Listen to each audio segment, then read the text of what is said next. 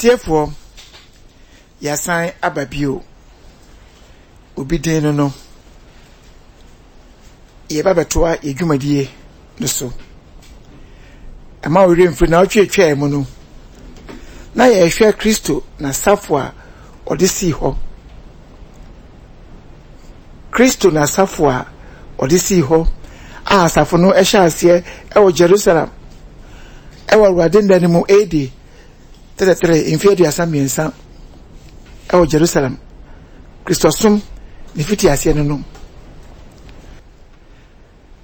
na ochocho meka bibi se obi biara o se wakọ okosua de akọ theological school okosua Bible ni a share the Bible ani emu nsem no krobu o Bible mu a ontumi nkata so okata so a enye yie se da ho pefe bisa osofo no na baka cho asema meka no no kure asmafo ni nyina Peter edika James etri James Apostle James edika ko no ene nua ne John eno akire no Paul Peter ene Andrews Rome o man pani bi efa Nero eno ku omo otwa poti obo Peter senuam etri wo fam ne nan wo soro ena Andrews so also for na senuam ayewo Andrews Cross when me nyina small na kan nyina ewuwi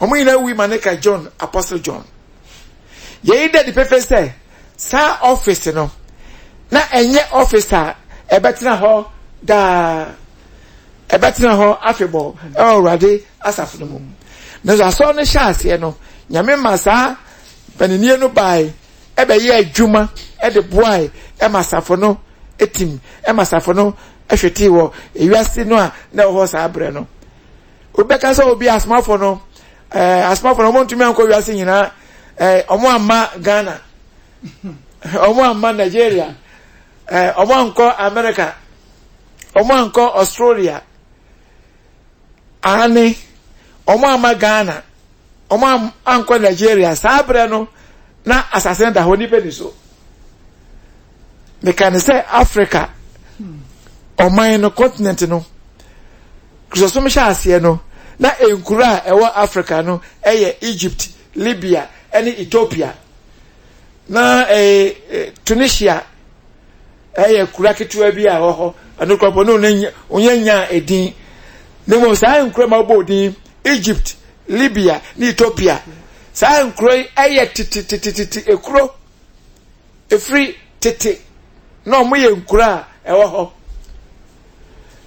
sabre no America assassin da ho enipa yede eni so Australia assassin da ho enipa ni so entina ewiase no eye ketwa bi ewiase no na eye sa ewiase no Yesu Kristo kan say asma for the first time no nko sa ewiase ni mu nyina no na eye ketwa bi na ya paso say omodi asempa no cause ewiase nyina ekan ema nipa ewiase nyina etibi enunyam ka yewo Yakobon din say Awurade eye na de yesa if you say eye dwuma o de small for no enu nte yesa small for no eye sa dwuma no omodi asempa no ko wiase no na ewo ho fa babu na kan Colossians 1:23 a ewo ho atase ewo ho pefe say Paul say asempa no a odi hu adanse no omaka na wiase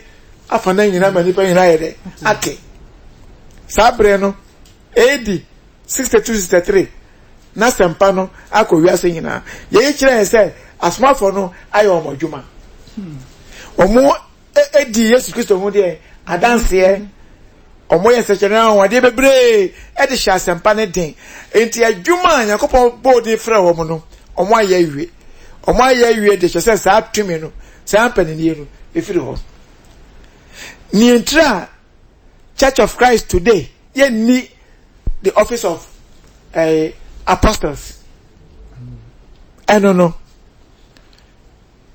Shannon also ye binimo adifo asan komshefo adifo adwuma so the last prophet efri mu no adifo adwuma so eba wieye wa bra yenya apanfoforo New Testament no yenya sa Yakobon na no mu nsam asem fi Yakobon ho yensa kaaye na ewie peye na edi mu no emma the work of the prophets so there eba awieye sisi Yakobon na mutumi so eyi na sem e de man sisi so bi so oye prophet ebisa ne say na juma ne say e dey asem Yakobon ya kire no oso famre ewiase nyina na ye ntwronto ho na akirima no ba o ma bato se odifo we ba ye so Yakobon asemode ma no o twro ene tafo wuti em no ebra na smartphone wo ho ebra san komshefo no e wo ho no na apafofo no ye ntwro na eni ho Yakobon hohoma mu no e na ono omo ye de e kasa Yakobon e ma ye twro san sem nyina to won kakra ko si bra ye so ano eno na Paul kan bibi say enkomhye say de ye paye ne ba enkomhye ebegu kasa hodo ebeja nimdie su krampon ebasa aya na bibi sa enti sabrei nimdie ni ho ebatu ye boas na hwehwe sansem ni yi ama wate ase therefore wuti ebe no enti ho kronkron enam Paul so ka to ho se ni ewie peye no ba enkom hyensem kasa hodo nsem no onim nyina ebe firi ho na niema ebetena ho no eye odo gidie ene edidaso na emu kase no ene odo so de ewie peye no ba ade be firi ho ne be firi ho ne be bi so atena ho sababu yaka peye no a kunkan Bible no James 2:25 obehunu Bible kire yen ne ewie peye no Bible kire yen sanso ne ba Timothy woma atosu mienu etimi nsanchema ye dunsia kopem dunso 2 Timothy 3:16-17 osini Yakobon nipa aye pe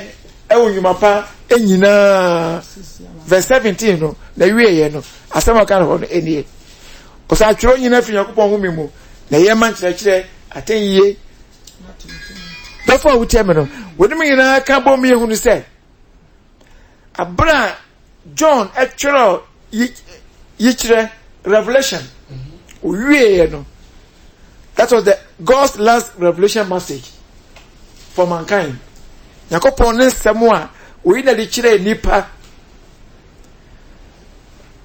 se emwa Kristosum emma obi a opese otre Kristosum no so Yakobon ma ne so na ni no ensem ni nsem the John through revelation we no o kan bibi se ma obi mfa asem ni bi yede enka ho ma obi so nyi bi so yede enfrim asem no ya so ano enti ya so ano awie no nkomshefo adwuma abawieye adifo adwuma abawieye enu nti ewade no kwasafo mu ye ni star leadership no ewom ye ni star panini no ewom ye ni adifo ye ni nkomshefo bio na so nipa bi fra no ho so ye odifo ewo sa Abraham no ka sei enye nwanwa efise Yesu aka ho asam ato wodada dofo awutie me no ye ba mpanini da to so miensa oso ye binimu asapa kafo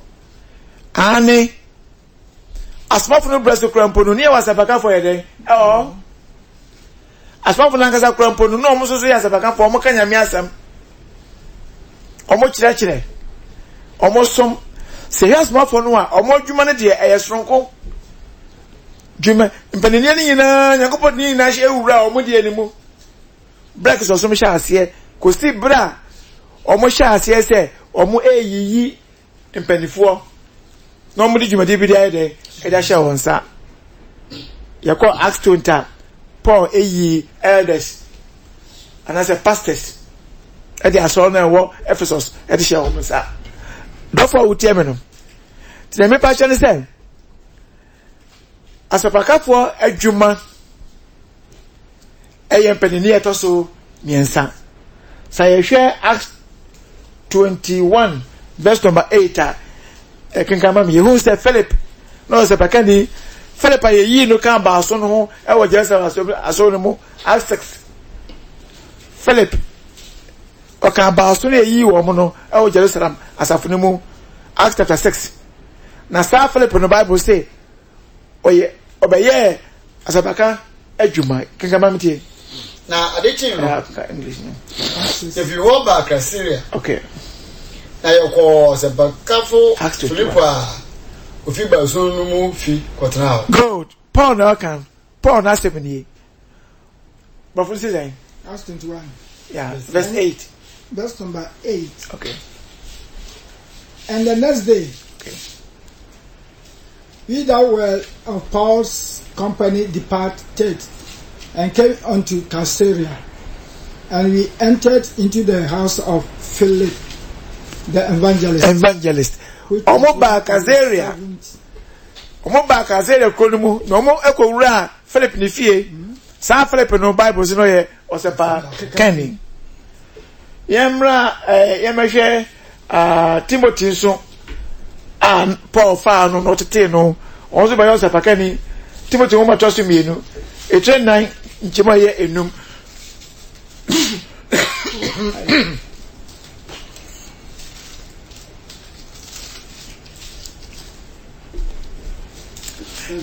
Second Timothy chapter 4 verse 5. Yenti ni Bible nso kan fa Timothy. Na wode koso. Na wode mawani na ho. Adi nyina mu. Yoni hu amane. Okay. Ye osapakafo adwuma. Ye osapakafo de adwuma. Do the work of an evangelist and complete your ministry. Enti bofo. But watch that in all things and do affection. Okay. Do the work of an evangelist. Good. Make full proof of that ministry. Enti who said Timothy? No so yosapakani. Nya Timothy nko Titus yosapakani. Sa akofo nyina Timothy ni Titus de Paul na chete wo mo. Paul de train wo mo. Obeka se na ekwan be na efaso emobe ya osapakani. Ni wa ma ho kwan ama ya cheche Yakobon asem. Na wotu no wasi wo se obesua nyame asem. Aye no kure.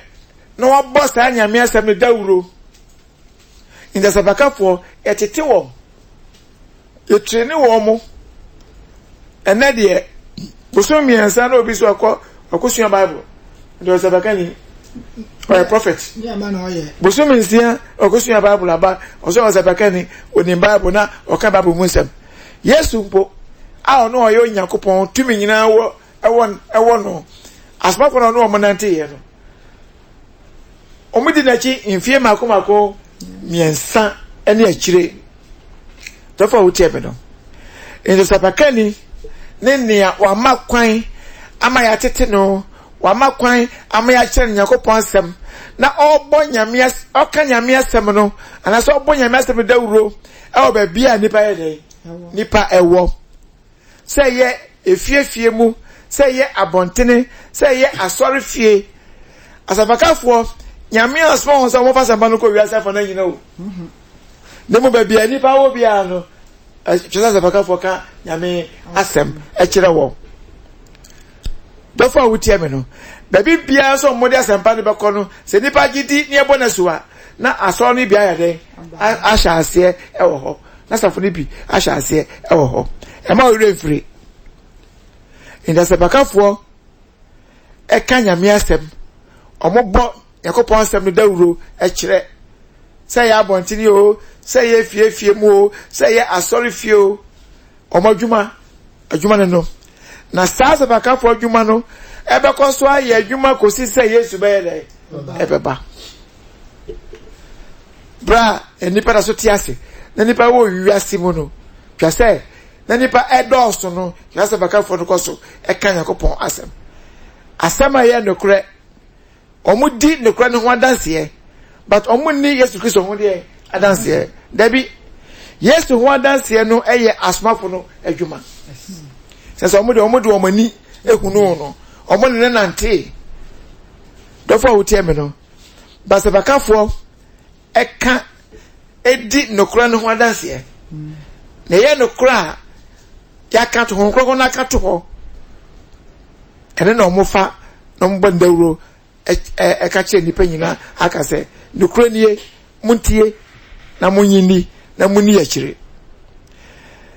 Mpanini etoso enai waso ye binom so ahwefo na aha ena nse bebre bi ewo na mpese tiefo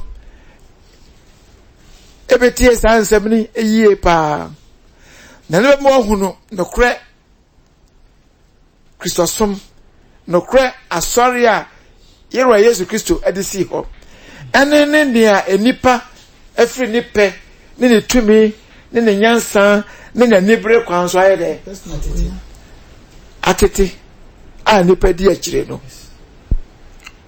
If you say, sa yaka ashafo a Bible version be use the word elders. Bible version be use the word bishop. Bible version be use the word presbyter. Or you use the word overseer.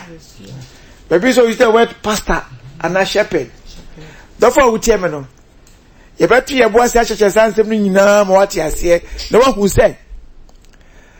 Sa edin ya yake nyina no ade baako eye office baako. Adwuma omo ye nsoso eye baako. Next time say nipa ye na dwen say on sua de. E na on pa de suanti.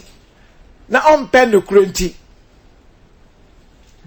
Ya ye ni me bi senia ya nka se yepe na momo yentie sa kasa no ye wo Greek kasa hodo mako miensa hon kron no ena masmafo no so eyi sa Greek kasa mako miensa no e de kan omasem e de kire sa one particular office no sa panini no Sampani nie baako no. Chedru ba bia na onkogon na Peter so na akwafa Greek kasa we e da be kire sampani nie no. Edi ba bia na onkogon na Paul so na akwafa Greek kasa we o da kire mpani nie baako no. Ye wo Greek kasa hodo miensa. Ye Greek synonymous. Kasa mako miensa wo different spelling, different pronunciation, but the meaning is one. En chirasiya no baako. Na Greek kasa no ene na me boss wa kire we. Na fi ya behwe ne abofo kasa nso eka. Greek kasa baako a ewo ho no presbyteros Greek kasa. E ma we dey fisa pan foforo no e the Greek na chiro ye. Ya the Greek kasa na chiro ye. To do Bible say esuan de bi na kasa bi kasafo bi na ntiase enwe pe ya na o se ekofa sa original language no. Na ye to ho na ye hwe se e de na kasa no aye de chiro Bible sa Bible no edi kan no e de na oka na ne oka no ase ne sen se Greek for no kan presbyteros o de Bible for kasa mo aye o kasa kasafo amienu a egina ho ema Greek kasa baako no Greek kasa fo baako no presbyteros no se ye de Bible for kasa mo a ye nya Bible kasa kasafo amienu baako ye presbyter ana baako ye elder presbyter elder ye free Greek kasa presbyteros no emu say ya kenkan Peter homa edikan etrenu nchema ye baako a Titus eti baako nchema ye num a yehu say Peter kan elder ho asem ewo ho Titus so kan elder ho asem ewo ho ni nyina saa efri Greek kasa presbyteros no emu ene baaye mo yenti akenkan asem no me am your penny bi okay ahompo de twi no de oka penny ne ba brofu no wan oba kire penny kro no ka ho asem no koso me am your penny bi okay this one many ho dancefu danceful good ne enunyama obeyi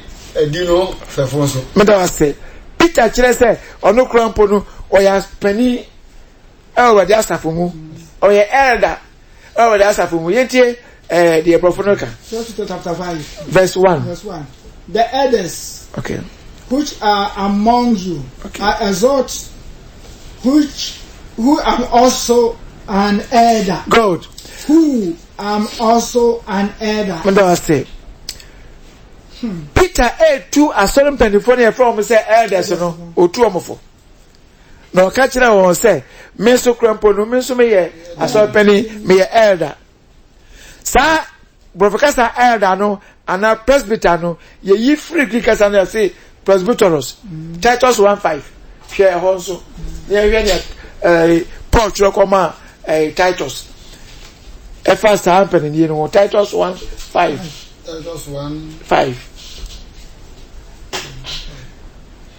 chile there intina me dey wo meja o Creta okay na wasese nema aka no pepepe good na wasisi kuro biara kuro so mpanimfo okay me do say sisi ekuro biara so kuro biara mu ade mpanimfo enti asori no a Paul enam na sefa ka dwumadie so eyi ni ti ewo nkuro bebre ya Paul course o kanya ko pasem no ne wo Creta na se Crete region ni mo no oja Titus osapaka ni say but modi so pesi mpanimfo okay ewo asori biara de ewo kuro biara emo intel profo no so for this course okay left I thee in Crete okay that thou shouldest set in order okay the things that are want other the things wanting the ordained elders in every city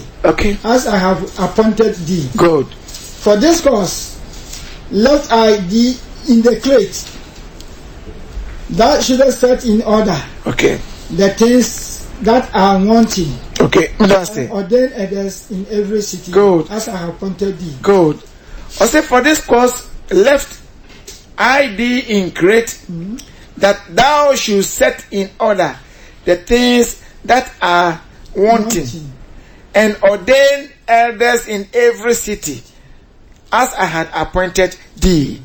Enti Paul ka Timothy say ekuro biara asoro no ewo so no onhwe se obeyi mpanifo amasa asoro no a ewo ekuro no mu no.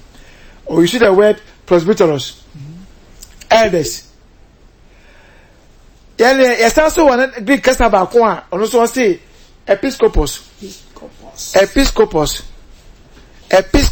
a Greek kasa sa kasa ni mu ya wo prof kasa mienu a yenya free Greek kasa ni mu sa prof kasa mienu no ba ko eye bishop ana overseer bishop or overseer yenya free Greek kasa no say episcopos I want yenya free don't for tell me no presbyteros no and episcopos no ni nyina ya office ba ko enti bishops and overseer and presbyter and elder a office ba ko don't for tell me no moment here First Timothy 3:1 and 2 because them okay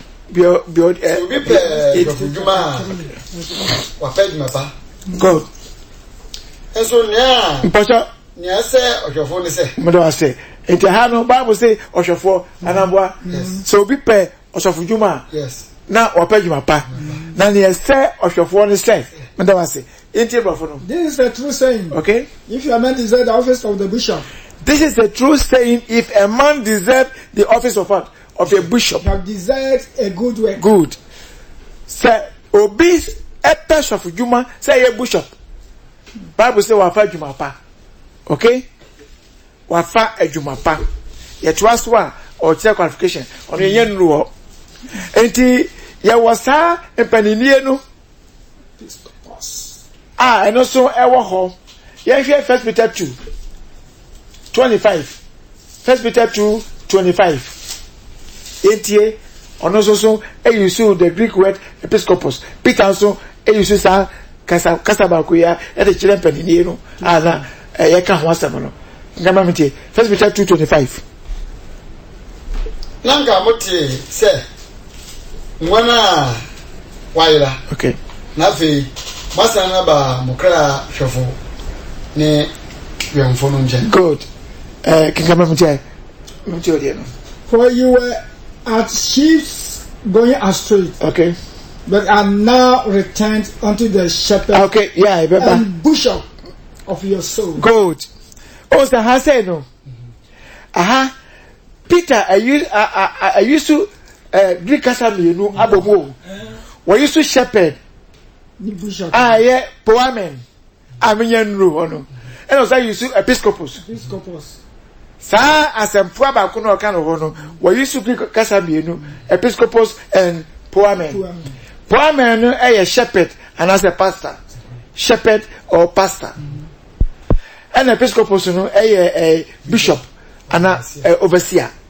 And it has said no Peter me hunu ono we use both poamen and episcopus e dia kire mpanini no office baako no e won ne kasa ne mo. Therefore we tell no hwe se one two percent sua Bible no hunu senia esi ba ye ne otworo ya obatu ne mebebre apapa so na waye ne mebise ne wankasa ope na so na nye Bible no na womom wonti ase a wonya ye sua wansua ne yiye nti enti Titus 1:6 ye hwe odi ono so e kan so yusu bishop e wo ho Titus 1:6 Umentie what is the so? Nyana hu ni asem. Okay. Nyana hu se ni asem bi. Okay. Aye ba kokunu a. Owo magidifo a. Wote wonte ahuhwi ana so den nka wo hu. Okay. What must this be? Yeah, I was 7. I was 7. You are 7, 6 and 7. Okay. When you know, Asem be can. Madam was say, 6, 7 hold. Okay. Can come from Tiari. For a bishop must be blameless. For a bishop must be what? Blameless. Must be blameless. Into another so, or you sue Paul, you sue episcopus. And of the chile, a title say, Sir Ashafono. As I say, I come on, Asem. And yama qualification and also the best about your bossy as a chassan saving in a amantiasia ayajuma. Into Yahuno Presbyteros, Yahuno Episcopus, Episcopus, Yasha overseer, Acts 20:28, and 1 Peter 5:2. Acts 20:28. As of Juma, tell you, Juma, you know what she. 28. Okay. Customer. Enti monhwe monni nwanku nyina honkonkron demo asisi wonso no hwefo se. Okay. Obaye Yankopon asafo a odena ngasa ni moja enye won no yi. That was say. Eti Take heed, therefore, unto yourself. Good. And to all the flock over the which the Holy Ghost has made you overseers. To feed the church of God. That was say. Purchased with his own blood. Amen. Amen. Or say, take heed, therefore, unto yourself and to all the flock over the which the Holy Spirit had made you overseers to feed the church of God, which he had purchased with his own blood. Afutua Paul. Hongonam so or the Emma overseers are some penifona where you are more. Oh, also, Chinoka and penifo. Good. But Brofonoka overseers. A ye casta, ye free Greek casta episcopus. Emo. Therefore, Uchemeno. Okay, enti 1 Peter 5:2. Ono so eka overseers ho asem. 1 Peter 5:2. Monye Yankopon wenku a owo mumu no. Okay. No je onso. Okay. Enye ohyeso. Na mum odoso. Good. Send Yankopon pe. 5:2. Act 2. 5:2. 1 Peter 5:2. 5:2, yeah. Me do I say. Feed the flock of God. Okay. Which is among you. Okay. Taking the oversight thereof, not by constraint. Good. But willingly, not for fighting lacks, but of ready mind. Good. Or see, feed the flock of God which is among you, taking the oversight. Therefore, overseer. Say, Moba Yakopon, young Kuno, Moba Shaw Moso. Ya, Modo oni bedi omochi. Nti yahuno episcopus. Am I ready for the passage that can get actually in Penny Baco? The office of the elders or overseers or bishops or presbyter. Therefore, Chairman, if you can't be Casabaqua, and also poor men. Poor men no actually shepherd and a pastor. Shepherd and a pastor. 1 Peter 2:25. Hebrews 13:20 and 1 Peter 5:4. Nanka muti se mwana waira. Okay. Nafi masana ba mokra ahwefo ne yomfo no. And that was 1 Peter 2:25. I see. For you were a sheep going astray, but are now returned unto the shepherd and bishop of your soul. Okay, the house no, Yahoo say, a poor man no, ye the word shepherd, Ephraim, and I say, pastor, Hebrew 13:20. 13, verse number 20. 13:20. But for this day, now the God of peace that brought again from the dead our Lord Jesus, that great shepherd of the sheep, through the blood of the everlasting covenant. Yeah, can na sunde yankopona. Okay. Onam da pam no moja so eyi ogwan no hwefo. Okay. Kese a oni nyenewade Yesu. Ogwan hwefo. Ogwan hwefo kese a oni nyenewade Yesu Kristo afi ewufu mo. Say Jesus, he is the great shepherd. And the house say no, Greek no, poor man. Therefore we tell me no. I don't think say I share 1 Peter 2:25 some versions use the word pastor. Versions be no more NIV no more no use the word pastor. Okay? And the percent here 40 as here say. Sa office of eldership no. See ye elder, sa elder no, onu kriya ne san so friend presbyter. Onu kriya ne san so friend bishop. Onu kriya ne san so friend overseer. Onu kriya ne san so friend pastor. And now shepherd. Enti asori a yewo pastor ewo mu no pastor so ehye ne baba ko plural pastors, elders, bishops, overseers, shepherds. Ehye ne baba ko ne yi no. Say you pastor. Okay? Enti asori a yewo pastors wo mu no. Sa asori kriya so yesa so nyam panini wo mu e ye from say elders. And now overseers. Debbie. Na way no essence say.